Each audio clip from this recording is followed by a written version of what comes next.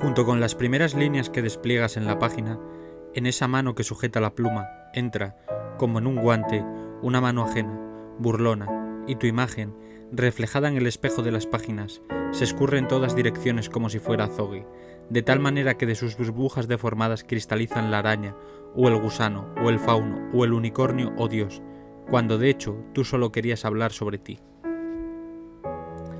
Esta frase pertenece a los compases iniciales de El ruletista, un relato del escritor rumano Mircea Cartarescu.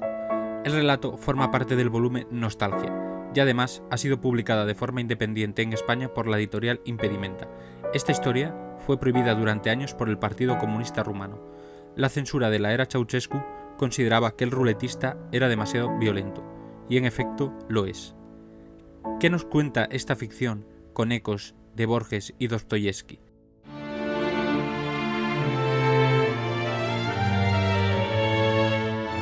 La historia de un hombre satisfecho que, por misteriosos motivos, ha cultivado a lo largo de su vida una amistad con un tipo detestable, un asesino y un borracho, un violador y un ladrón.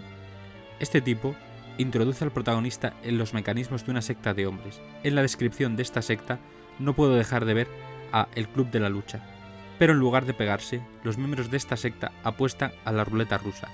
Adoptan los roles de accionistas, patronos y ruletistas. Y estos son las reglas del juego tal cual las describe el autor.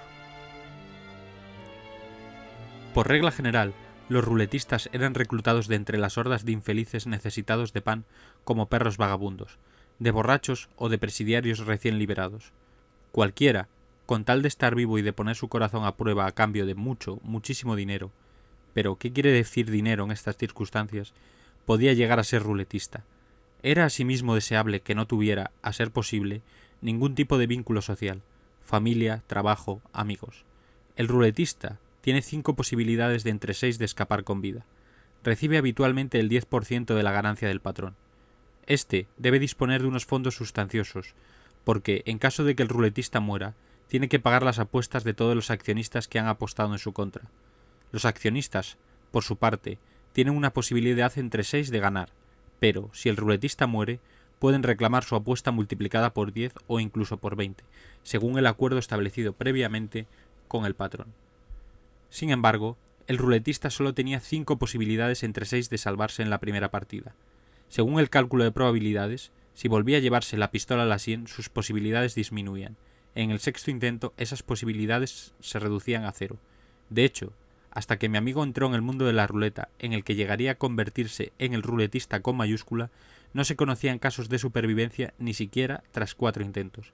La mayoría de los ruletistas lo eran, por supuesto, de forma ocasional, y no volverían a repetir esa terrible experiencia por nada en el mundo. Solo unos pocos se sentían atraídos por la perspectiva de ganar mucho dinero. Aspiraban a contratar a ellos mismos a otro ruletista y convertirse así, a su vez, en patrones, algo que podía suceder ya con la segunda partida.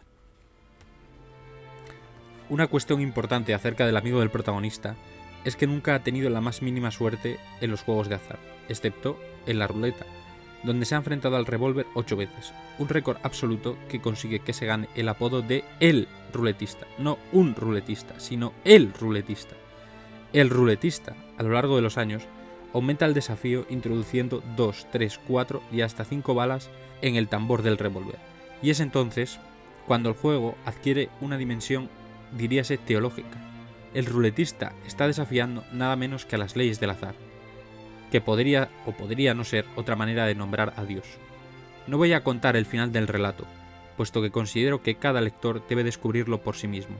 Me gustaría hablar, en cambio, de la influencia de Dostoyevsky y Borges en este cuento. La ruleta del jugador es un tipo de ruleta por completo distinta de la ruleta de El ruletista, pero el impulso que mueve a los dos protagonistas hacia la autodestrucción es el mismo. Y en cuanto a Borges, voy a eludir los comentarios sobre un supuesto onirismo que comparte con el autor de El ruletista. Más que nada, porque me parece que se ha convertido en un lugar común. En lugar de emplear onirismo, diré que Borges y nuestro autor rumano se preocupan por plantear narradores con un punto de vista poco fiable. Dicho así, parece poca cosa, pero las implicaciones son profundas. El mundo y la historia de El Inmortal y de El Ruletista se construyen únicamente por la voz del narrador y no con la voz del narrador.